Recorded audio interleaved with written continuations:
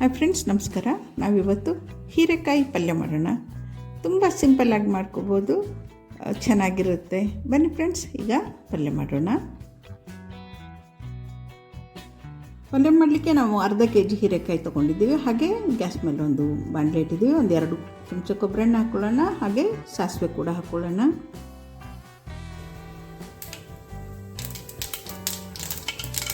Cut ಮಾಡಿಕೊಂಡಿರೋ ಒಂದು ನೀರುಳ್ಳಿ ಹಾಕ್ಕೊಳ್ಳೋಣ.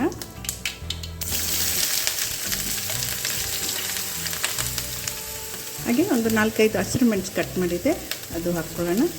ಹಾಗೆ ಒಂದು 5-6 ಎಸಳು ಬೆಳ್ಳುಳ್ಳಿ, ಅದು ಹಾಕ್ಕೊಳ್ಳೋಣ.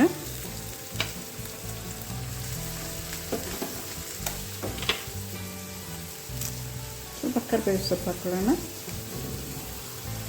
ತುಂಬ ಸಿಂಪಲ್ಲಾಗಿ ಒಂದು 2-3 ನಿಮಿಷದೊಳಗೆ ಈ ಹೀರೆಕಾಯಿ ಪಲ್ಯ ಮಾಡ್ಕೋಬೋದು ಫ್ರೆಂಡ್ಸ್. ತುಂಬ ಚೆನ್ನಾಗಿರುತ್ತೆ. ರೊಟ್ಟಿ, ಚಪಾತಿ, ದೋಸೆ ಜೊತೆ, ಹಾಗೆ ಬಿಸಿ ಬಿಸಿ ರೈಸ್ ಜೊತೆ ಈ ಹೀರೆಕಾಯಿ ಪಲ್ಯ ಸೂಪರಾಗಿರುತ್ತೆ.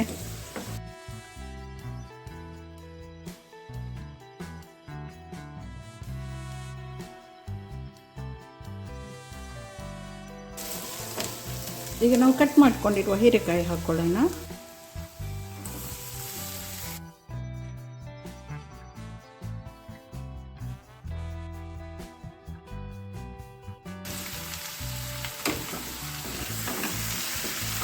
ಈಗ ನೀರು ಹಾಕುವ ಅವಶ್ಯಕತೆ ಇರಲ್ಲ ಫ್ರೆಂಡ್ಸ್. ಹಾಗೆ ಸಣ್ಣ ಉರಿಲಿ ಇಟ್ಬಿಟ್ರೆ ಬಂದುಬಿಡುತ್ತೆ. ಸ್ವಲ್ಪ ತೆಂಗಿನಕಾಯಿ ತುರಿ ಹಾಕ್ಕೊಳ್ಳೋಣ. ತೆಂಗಿನಕಾಯಿ ತುರಿ ಹಾಕೊಂಡ್ರೆ ಟೇಸ್ಟ್ ಚೆನ್ನಾಗಿರುತ್ತೆ. ಹಾಗೆ ಸ್ವಲ್ಪ ಉಪ್ಪು ಸೇರಿಸ್ಕೊಳ್ಳೋಣ, ರುಚಿಗೆ ಬೇಕಾದಷ್ಟು.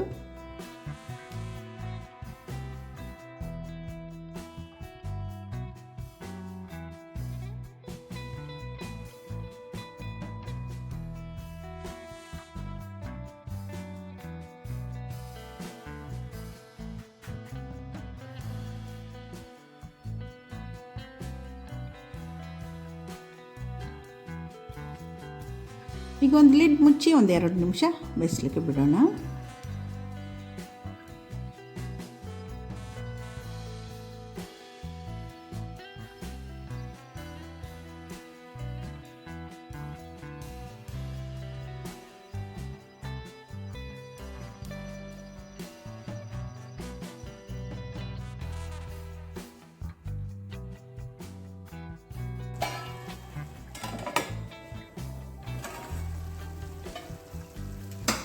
ಪಲ್ಯ ರೆಡಿಯಾಗಿದೆ. ನಾವೀಗ ಸರ್ವ್ ಮಾಡ್ಕೊಳ್ಳೋಣ.